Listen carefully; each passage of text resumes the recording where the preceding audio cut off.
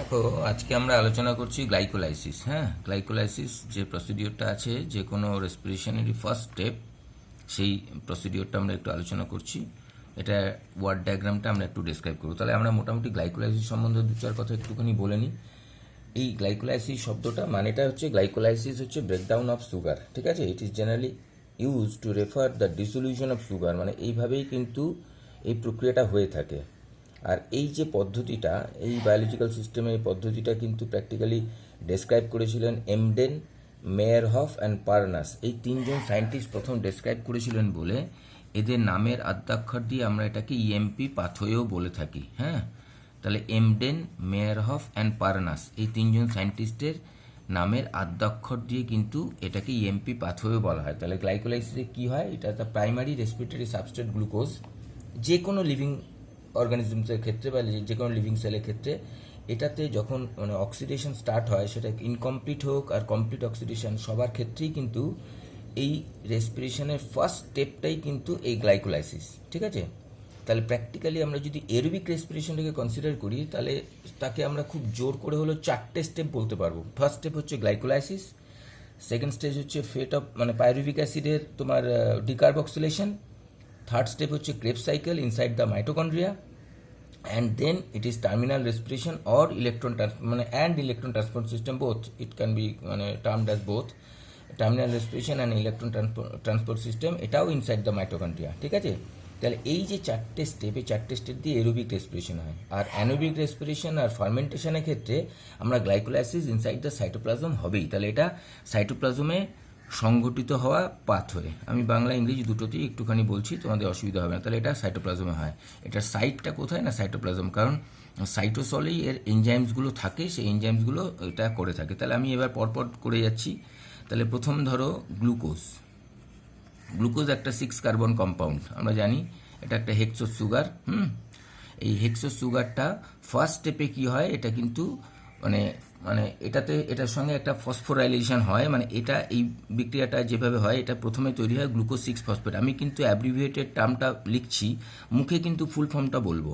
তাহলে এটা হয়ে যায় গ্লুকোজ 6 ফসফেট। এটা কিভাবে হয়, এটা এক অণু এটিপি এই বিক্রিয়ায় অংশ নেয় এবং সেটা এডিপি তাতে পরিণত হয়, এবং এইভাবে কিন্তু এই পদ্ধতিটা সংগঠিত হয়।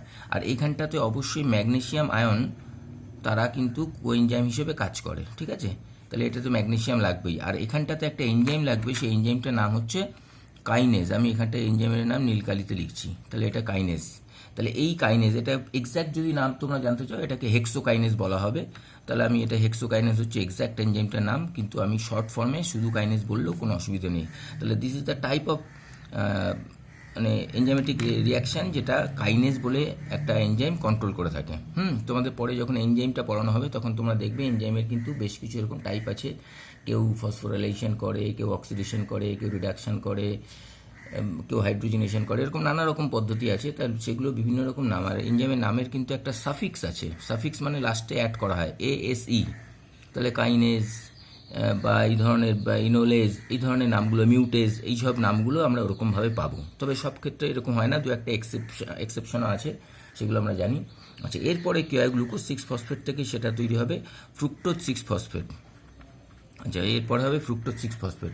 আর এটা কিন্তু একটা উভমুখী বিক্রিয়া, আর আগেরটা কিন্তু একমুখী মানে ইউনিডাইরেকশনাল, এটা কিন্তু বোথ ডাইরেকশনাল। ঠিক আছে, আর এইখানটা দেখো গ্লুকোজ আর ফ্রুক্টোজ কিন্তু একে অপরে আইসোমার, ফলে এইখানে যে রিয়াকশানটা হয়, সেই রিয়াকশানটা কিন্তু আইসোমেরাইজেশন। তাহলে আমরা কিন্তু এটা জানি, এটা হচ্ছে আইসোমেরাইজেশন বিক্রিয়া। তাহলে এই রিয়াকশানটা হচ্ছে আইসোমেরাইজেশন। আর এইখানটাতে আমরা একটা বিশেষ এনজাইম পাই, সেই এনজাইমটার নাম হচ্ছে, এখানটা যে এনজাইমটা লাগে সে নীলকালিতে লিখছিলাম, এটা হচ্ছে একদম পরিষ্কার, এটা আইসোমারেজ বলে একটা এনজাইম। তাহলে এক্স্যাক্টের নাম যদি জানতে চাও, ফসফোগ্লুকো আইসোমারেজ। হ্যাঁ, তাহলে এটার নাম এক্স্যাক্টলি ফসফোগ্লুকো আইসোমারেজ। অনেকে ফসফোহেক্সো বলে, গ্লুকো আইসোমারেজ। ওই যে দেখো সাফিক্স ASE আছে। তাহলে এইভাবে কিন্তু এই রিয়াকশানটা হচ্ছে, এটা আইসোমারাইজেশন বিক্রিয়া এবং এটা উভমুখী বিক্রিয়া, এবং এখানে গ্লুকোজ থেকে ফ্রুক্টোজ হয়ে গেল। তাহলে এই 6 নম্বর পজিশনে এই ফসফেটটা যুক্ত ছিল, 6 নম্বর পজিশনে ফসফেটটা রয়েছে। নেক্সট স্টেপে কী হয়, ফ্রুক্টোজ 6 ফসফেট থেকে ফ্রুক্টোজ 1,6 বিস ফসফেট। হ্যাঁ, বা বাইফসফেট, আগে এটাকে ডাইফসফেট বলা হতো, এখন এটাকে বাইফসফেট বলা হয়, ফ্রুক্টোজ 1,6 বিসফসফেট। তাহলে ফ্রুক্টোজ 1,6 বিসফসফেট এটাও কিন্তু একমুখী একটা প্রক্রিয়া। কেমন?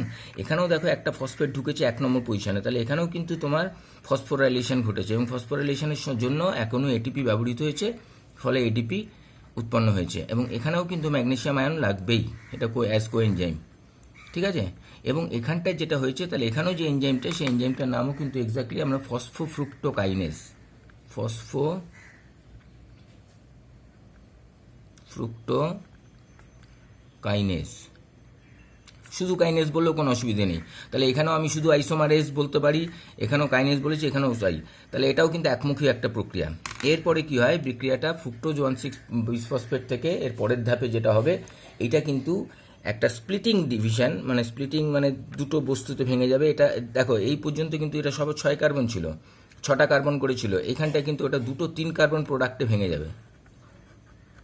একটার নাম হচ্ছে বিস হাইড্রক্সি অ্যাসিটোন ফসফেট, আগে এটাকে ডাইহাইড্রক্সি অ্যাসিটোন ফসফেট বলা হতো, এখন বিস বলে বলা হয়, মানে বাই বা বিস সেই সেন্সে। তাহলে এটা তাই। আর একটা হচ্ছে গ্লিসারালডিহাইড 3 ফসফেট, বা এটাকে 3 ফসফোগ্লিসারালডিহাইডও বলে। হ্যাঁ, তাহলে এটা 3 নম্বর পজিশনে ফসফেট যুক্ত আছে, আর এখানে একটা ফসফেট আছে, তাহলে দুটো ফসফেট দুদিকে চলে গেছে। এটাও কিন্তু একটা উভমুখী বিক্রিয়া। কেমন? তাহলে এইভাবে বিক্রিয়াটা হয়। এবং এই যে বিক্রিয়াটা, এই বিক্রিয়াটা একটা স্প্লিটিং ডিভিশন, এবং এখানে আইসোমারাইজেশন লিখেছি, এটা হচ্ছে একটা স্প্লিটিং। এবং এইখানটায় যে একটা এনজাইম লাগে, সেই এনজাইমটার নাম নীলকালিতে লিখছি অ্যালডোলেজ। হ্যাঁ, তাহলে অ্যালডোলেজ বলে একটা এনজাইম এই কাজটা করে থাকে, ঠিক আছে। এর পরের স্টেপে কী হবে, পরের স্টেপে বিক্রিয়াগুলো কিন্তু সব গ্লিসারিডেড 3 ফসফেট দিয়ে হবে। আর এই ডিএইচএপি বা মানে বিস হাইড্রক্সি অ্যাসিটোন ফসফেট দিয়ে কিন্তু হবে না। কিন্তু এই জিনিসটা এটাতে কিন্তু পরিণত হতে পারে, এবং এটাও কিন্তু ইন্টার কনভার্টেবল বা উভমুখী বিক্রিয়া, ফলে এরাও একে অপরের আইসোমার। ফলে এখানেও কিন্তু একটা মানে আইসোমারেজ বলে এনজাইম লাগে, সেটাকে এক্স্যাক্টলি নাম হচ্ছে ট্রায়োস ফসফেট আইসোমারেজ। আমি শর্টে লিখলাম ট্রায়োস ফসফেট আইসোমারেজ। তাহলে এইটা পরবর্তীকালে এইটা এখানে মানে গ্লিসারিডেট 3 ফসফেটে কনভার্টেড হয়ে কিন্তু বিক্রিয়াটা চালিত হবে। তাহলে এবার এর পরবর্তী ধাপে কী হয়, গ্লিসারিডেট 3 ফসফেট থেকে বিক্রিয়াটা চলবে, এবং সেটা হয়ে যাবে 1,3 বিসফসফোগ্লিসারিক অ্যাসিড। এর পরের ধাপে এটা হবে 1,3 বিসফসফোগ্লিসারিক অ্যাসিড। এটা কি করে হচ্ছে দেখো, এইটা হবে কিন্তু এইখানটা অ্যাকচুয়ালি একটা ফসফরিক অ্যাসিড এই বিক্রিয়াটা অংশ নিয়েছে, এবং ফসফরিক অ্যাসিড এই বিক্রিয়াটা অংশ নিয়েছে H3PO4। তাহলে এখানে কিন্তু একটা ফসফেটের অ্যাডিশন হয়েছে, তাহলে এখানে একটা ফসফোরাইলেশন হয়েছে, but this phosphorylation is not done with the help of ATP.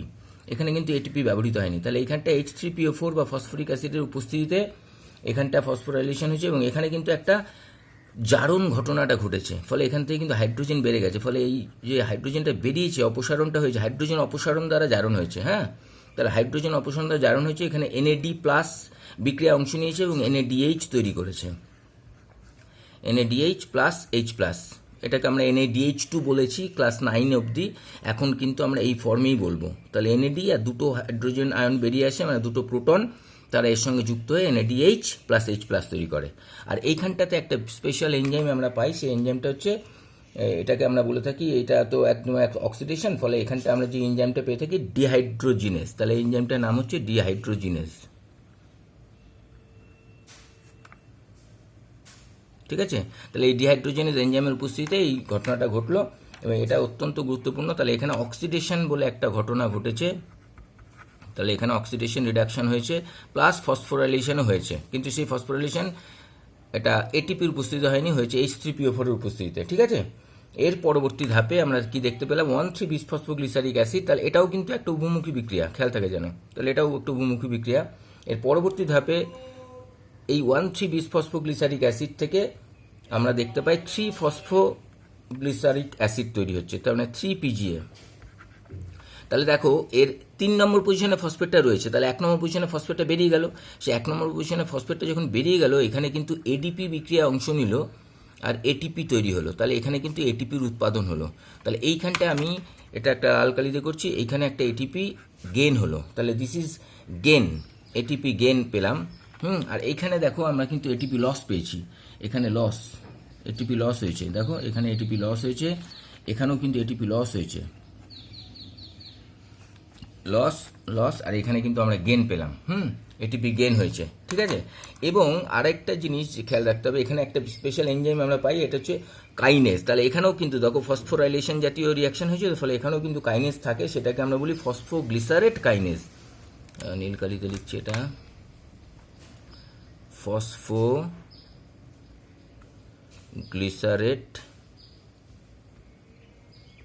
Kinase. আমি শুধু কাইনেজ লিখলেও আমার কোনো অসুবিধা হতো না, ঠিক আছে, ফসফোগ্লিসারেট কাইনেজ। এরপরে এই 3 ফসফোগ্লিসারিক অ্যাসিড থেকে সেটা কিন্তু 2 ফসফোগ্লিসারিক অ্যাসিডে কনভার্ট হবে। তাহলে কি হবে, অ্যাকচুয়ালি 3 নম্বর পজিশন থেকে ফসফেটটা সরে 2 নম্বর পজিশনে সরে গেল, তাহলে এটা হচ্ছে একটা রিঅ্যারেঞ্জমেন্ট। হ্যাঁ, তাহলে এখানে একটা রিঅ্যারেঞ্জমেন্ট হয়েছে। এই রিঅ্যারেঞ্জমেন্টটা আইসোমারাইজেশন অ্যান্ড রিঅ্যারেঞ্জমেন্ট দুটোই বলে। এখানটা আমরা তাহলে রিঅ্যারেঞ্জমেন্ট টাইপের একটা মানে এনজাইমেটিক রিয়াকশন পেয়েছি। এই রিঅ্যারেঞ্জমেন্ট এনজাইম যেটা করে থাকে, এটা একটা স্পেশাল এনজাইম করে থাকে, তার নাম মিউটেজ। হ্যাঁ, এটা হচ্ছে ফসফোগ্লিসারেট মিউটেজ, গ্লিসারেট মিউটেজ। তাহলে আমি শুধু মিউটেজ লিখলেও আমার কোনো অসুবিধা হতো না। তাহলে ফসফোগ্লিসারেট মিউটেজ দিয়ে এটা হলো।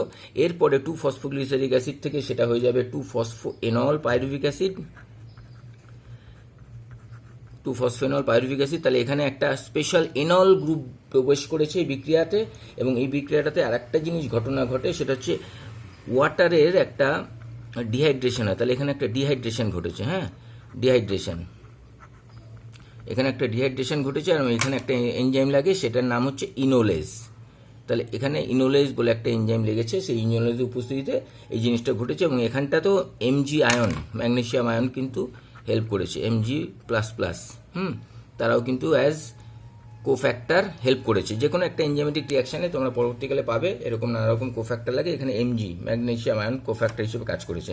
এর পরের ধাপে 2 ফসফেনল পাইরুভিক অ্যাসিড, এটা তৈরি হয়ে যাবে পাইরুভিক অ্যাসিড, ঠিক আছে। তাহলে এইখানটায় 2 পজিশনে যেটা ছিল ফসফেটটা, সেটা কিন্তু বেরিয়ে গেল। তাহলে বেরিয়ে গেল, ওইভাবেই এডিপি বিক্রিয়া অংশ নিল, এডিপি এবং এটিপি তৈরি হলো, ঠিক আছে। তাহলে এখানেও কিন্তু আমরা পেয়ে গেলাম একটা এটিপি গেন। তাহলে এখানেও একটা অণু এটিপি গেন হলো, এবং এইখানটাতে একটা স্পেশাল এনজাইম লাগে, সেই এনজাইমটার নাম হচ্ছে পাইরুভেট কাইনেজ। কেমন একই ব্যাপার, তোমার এখানেও কিন্তু কাইনেজ লাগবেই, পাইরুভেট কাইনেজ। তাহলে এখানেও পাইরুভেট কাইনেজ উৎসেচকের উপস্থিতিতে ফসফেনল পাইরুভিক অ্যাসিড থেকে পাইরুভিক অ্যাসিড তৈরি হয়ে গেল। এবং এই যে পাইরুভিক অ্যাসিড তৈরি হলো, এই পাইরুভিক অ্যাসিড কিন্তু ইটসেলফ 3 কার্বন কম্পাউন্ড, এটা 3 কার্বন কম্পাউন্ড। তাহলে এখানে সবাই এরা 3 কার্বন কম্পাউন্ড ছিল, গ্লিসারিডিয়াইড 3 ফসফেট থেকে শুরু করে এরা, ঠিক আছে। তাহলে এই গ্লিসারিডিয়াইড 3 ফসফেট থেকে আমরা কিন্তু এই রিয়াকশনগুলো পেয়েছি। এর পরের ধাপে আবার এই জিনিসটা মানে ডাইহাইড্রক্সি অ্যাসিটোন ফসফেট বা বিস হাইড্রক্সি অ্যাসিটোন ফসফেট কিন্তু ওই গ্লিসারিডিয়াইড 3 ফসফেটে কনভার্টেড হয়, এবং এইভাবেই কিন্তু যায়। তাহলে আমরা practically finally 1 molecule of glucose থেকে, পুরো গ্লাইকোলাইসিসের শেষে 1 মলিকুল অফ গ্লুকোজ, যেটা 6 কার্বন কম্পাউন্ড, তার থেকে কিন্তু আমরা 2 মলিকুলস অফ পাইরুভিক অ্যাসিড পাবো, ঠিক আছে। তাহলে 2 মলিকুলস অফ পাইরুভিক অ্যাসিড, কিন্তু পাইরুভিক অ্যাসিড এক একটা 3 কার্বন কম্পাউন্ড, ঠিক আছে। এইভাবে হয়েছে। এবং এখানটা তো যেহেতু ওই এটা করেছে, তাহলে এখানটা তো ম্যাগনেসিয়াম আয়ন লাগে, ম্যাঙ্গানিজও হতে পারে, এর উপস্থিতি হয়ে থাকে। তাহলে এখানে আমরা একটা গেইন পেয়েছি, তাহলে এটাও পাইরুভেট কাইনেজের জন্য। তাহলে এখানটায় ম্যাঙ্গানিজ বা ম্যাগনেসিয়াম দুটোই কিন্তু হেল্প করে তোমার এই ধরনের রিয়াকশানের কি বলবো বিক্রিয়াটাকে সংগঠিত করতে বা হেল্প করতে। তাহলে আমরা মোটামুটি গ্লাইকোলাইসিসটা পেলাম। আর আমার একটা জিনিস বলা হয়নি, এইখানটাতে কিন্তু আর একটা স্টেপ আমি পাবো একমুখী, আর এখানে সব কটা স্টেপই কিন্তু উভয়মুখী বা উভমুখী। কেমন, তাহলে আমি প্র্যাকটিক্যালি 3টে স্টেপ পেয়েছি একমুখী। তাহলে এই দেখো এখানটা হচ্ছে সিঙ্গেল মানে ইউনিডাইরেকশনাল, গ্লুকোজ থেকে গ্লুকোজ 6 ফসফেট, তারপর ফ্রুক্টোজ 6 ফসফেট থেকে ফ্রুক্টোজ 1,6 বিস ফসফেট, তারপরে কিন্তু আবার পেয়েছি 2 ফসফোএনল পাইরুভিক অ্যাসিড থেকে পাইরুভিক অ্যাসিড, এই স্টেজটাই। তাহলে 3টে স্টেপ কিন্তু আমরা একমুখী পেয়েছি, বাদবাকি সব উভমুখী। আমি উভমুখী মানে এরকমও দিয়েছি, আবার এরকমও দিতে পারি, এরকম সিম্বলও দিতে পারি, ঠিক আছে। এরকম বোথ ডাইরেকশন দিতে পারি বা এরকমও দিতে পারি, ঠিক আছে। আর তোমাদের তাহলে এনজাইমের নাম দিয়ে করতে হবে, এটা তোমরা ক্লাস 9এও করে এসেছিলে। ক্লাস 9এ এই ওয়ার্ড ডায়াগ্রামটা ছিল না, কিন্তু আমরা জোর করে করিয়েছিলাম। বেশ কিছু ক্ষেত্রে অনেক বইতে দেওয়া থাকে বলে আমরা করিয়েছিলাম, কিন্তু আমি সত্যি প্র্যাকটিক্যালি মনে করি তোমাদের এই জিনিসটা 11এই লাগবে। ফলে 11এ এটা একটা ভেরি ভেরি ইম্পর্টেন্ট কোশ্চেন। এটা কিন্তু আমাদের ক্লাস 11এ অ্যানুয়াল পরীক্ষায় আসেই, অল্টারনেট ইয়ারে হয় গ্লাইকোলাইসিস নয়তো ক্রেবস সাইকেল দিয়েই থাকে। ফলে আমাদের এটা কিন্তু ভালো মতন তৈরি করতে হবে। এই ওয়ার্ড ডায়াগ্রামটা পুরো 5 নম্বরের একটা প্রশ্ন, আমি এটা একটা স্টিল ছবি পাঠিয়ে দেবো। আমি একটু তাড়াহুড়ো করে বলছি কারণ তোমাদের এগুলো তো ভিডিওগুলো আপলোড করতে লাগবে, তো আপলোড করার পর আমি এগুলো দেবো, ফলে তোমরা দেখবে। তোমরা এটা আশা করি ভালো করে দেখে বুঝতে পারবে, কোনো অসুবিধা হবে না। আমি আরেকবার খুব দ্রুত বলে দিচ্ছি, তোমরা একটুখানি ভালো করে দেখে রাখো। দেখো প্রথমে হচ্ছে কি হয়, প্রথম ধাপে কি হয়, গ্লুকোজ থেকে গ্লুকোজ 6 ফসফেট, হ্যাঁ, এটা হচ্ছে কাইনেজ উৎসেচকের উপস্থিতিতে। তাহলে এখানে বিক্রিয়া এটিপি ফসফোরাইলেশনের জন্য ফসফেটটা দান করে এবং নিজে এটিপি হয়ে যায়, ফলে এখানে এটিপি লস হয়েছে। গ্লুকোজ 6 ফসফেট থেকে আইসোমেরাইজেশন বা আইসোমারাইজ বলে উৎসেচকের উপস্থিতিতে ওটা ফ্রুক্টোজ 6 ফসফেটে হয়। ফ্রুক্টোজ 6 ফসফেট থেকে ওটা আবার একটা এটিপির উপস্থিতিতে ফ্রুক্টোজ 1,6 বিস ফসফেট। তাহলে দেখো 6 নম্বর পজিশনে একটা ফসফেট ছিলই, গ্লুকোজ 6 কার্বন কম্পাউন্ড, ওই 6 কার্বন কম্পাউন্ডের 6 নম্বর কার্বনের সঙ্গে একটা ফসফেট যুক্ত ছিল, এবার 1 নম্বর কার্বনের সঙ্গে একটা ফসফেট যুক্ত হলো, ঠিক আছে। এরপরে ওই ফ্রুক্টোজ 1,6 এটা একটা স্প্লিটিং রিয়াকশান, অ্যালডোলেজ বলে উৎসেচকের উপস্থিতিতে এটা 2-3 কার্বন কম্পাউন্ডে ভেঙে গেল, একটা গ্লিসারিডেট 3 ফসফেট আর একটা ডাইহাইড্রক্সি অ্যাসিটোন ফসফেট বা বিস হাইড্রক্সি অ্যাসিটোন ফসফেট। আমি সবকটার অ্যাব্রিভিয়েটেড ফর্মটা লিখেছি, কিন্তু এগুলোর ফুল ফর্মটা তোমাদের পরীক্ষার সময় লিখতে হবে। পরীক্ষার সময় কিন্তু ফুল ফর্মটা লিখতেই হবে তোমরা যখন একবারে লিখবে। আচ্ছা, আমি তাড়াহুড়ো করে বোঝানোর জন্য এগুলো ব্যবহার করেছি। এবার পরবর্তী ক্ষেত্রে এই রিয়াকশানগুলো কিন্তু গ্লিসারিডেট 3 ফসফেট দিয়ে হবে, আর এই জিনিসটা আবার এতে কনভার্টেড হয়ে এটা এর মধ্যে দিয়ে রান করবে, এটাই কিন্তু নিয়ম, এভাবেই হয়ে থাকে। তাহলে গ্লিসারিডেট 3 ফসফেট থেকে এটা হবে 1,3 বিস ফসফোগ্লিসারিক অ্যাসিড। তাহলে এখানেও একটা ফসফোরাইলেশন হয়েছে, এবং এখানে কি এটিপি হেল্প করেছে? না, এখানে ডাইরেক্টলি ফসফরিক অ্যাসিড তার থেকে ফসফেটটা এসছে, ফলে এখানে কোনো কাইনেজ নেই, আর এখানটায় কিন্তু অক্সিডেশন হয়েছে, ফলে হাইড্রোজেনের অপসারণ হয়েছে, এবং সেই হাইড্রোজেনটা কি অ্যাকসেপ্ট করেছে? এনএডি বলে একটা কোএনজাইম, সেই এনএডিটা নিয়েছে, এনএডি H+H+ হয়ে গেছে। এটা কিন্তু পরবর্তীকালে কাজে লাগবে, এটাও আমি এরকম লাল কালি দিয়ে লিখে রাখলাম। তাহলে প্র্যাকটিক্যালি কটা NADH2 তৈরি হবে? প্র্যাকটিক্যালি 2টো NADH2 তৈরি হবে, কারণ একটা হচ্ছে গ্লিসারিডেট 3 ফসফেট থেকে, আর একটা যখন এই বিস হাইড্রক্সি ফসফেট থেকে এইরকমভাবে আসবে তখন। তাহলে আমি ফাইনালি আফটার দ্য মানে গ্লাইকোলাইসিসের এন্ডে আমরা কি কি পাবো? গ্লাইকোলাইসিসের আমি তার করে লিখতে গিয়ে মানে এমপি পথের শেষে আমরা কি পেলাম? এমপি পথের শেষে সাইটোপ্লাজমের মধ্যে আমরা পেলাম 2 অণু এটিপি, 2 অণু NADH+H+, কেমন? আর অবশ্যই আমরা পেয়ে থাকি 2 অণু পাইরুভিক অ্যাসিড। এই হচ্ছে কি আমার গ্লাইকোলাইসিসের শেষে বস্তু, মানে এমপি পথ বা গ্লাইকোলাইসিসের শেষে আমরা এই বস্তুগুলো পেয়েছি। তাহলে এরপরে গ্লিসারিডেট 3 ফসফেট থেকে 1,3 বিস ফসফোগ্লিসারিক অ্যাসিড, তাহলে আর একটা ফসফেট ঢুকে গেল এবং এখানে ডিহাইড্রোজেনের উৎসেচক হেল্প করেছে। নেক্সট হচ্ছে 1,3 বিস ফসফোগ্লিসারিক অ্যাসিড থেকে 3 ফসফোগ্লিসারিক অ্যাসিড, সেখান থেকে ওটা হয় 3 ফসফোগ্লিসারিক অ্যাসিড থেকে 3 নম্বর পজিশনে ফসফেটটা সরে গিয়ে 2 নম্বর পজিশনে সরে যায়, এবং এটা একটা মিউটেজ বলে এনজাইম কন্ট্রোল করে, এবং সেখান থেকে সেটা চলে যায় 2 ফসফেনল পাইরুভিক অ্যাসিড ইনোলেজ বলে উৎসেচক। তাহলে ইনল বলে একটা গ্রুপকে এখানে কিন্তু এন্ট্রি করতে হয়েছে, এবং এখানেও কিন্তু ম্যাগনেসিয়াম আয়ন হেল্প করেছে, আর এখানে জলের কিন্তু বেরিয়ে যাওয়া দেখতে পাই, ফলে ডিহাইড্রেশন ঘটনাটা ঘটেছে। হ্যাঁ, আর নেক্সট এখানটা আবার হয়েছে, তাহলে এখানেও কিন্তু ফসফোরাইলেশন, তাহলে এখানটা আবার কিন্তু ফসফেনল পাইরুভিক অ্যাসিড থেকে পাইরুভিক অ্যাসিড তৈরি হয়েছে, ফলে এখানেও এটিপি বিক্রিয়া অংশ নিচ্ছে, এটিপি তৈরি হয়েছে।